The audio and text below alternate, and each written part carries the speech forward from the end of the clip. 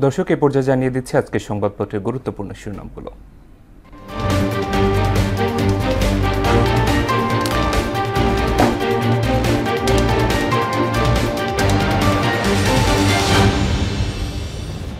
শুরুতে প্রথম আলো।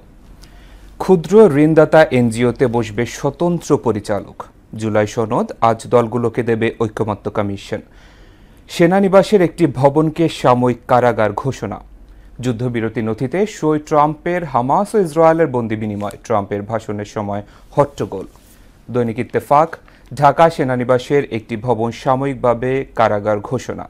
ঐতিহাসিক গাজা যুদ্ধবিরতি চুক্তিতে স্বাক্ষর ট্রাম্প সহ বিশ্ব নেতাদের। নির্বাচনের মাধ্যমে জনগণের ক্ষমতায়নের প্রতিশ্রুতি বাস্তবে রূপ নেবে ডক্টর ইউনূস।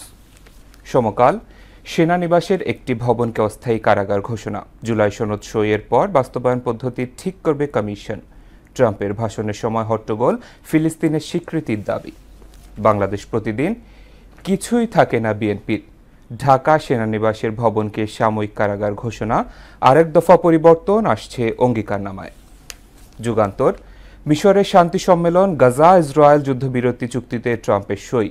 সিএমএম রেজাউল করিম সাময়িক বরখাস্ত, বিচারক হয়েও পদে পদে করেছেন অবিচার।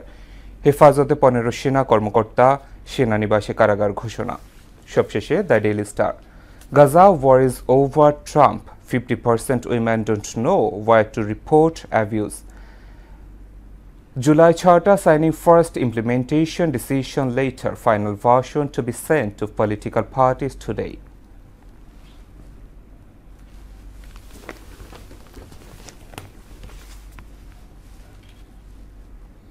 দর্শক, এই ছিল সংবাদপত্রের গুরুত্বপূর্ণ শিরোনামগুলো।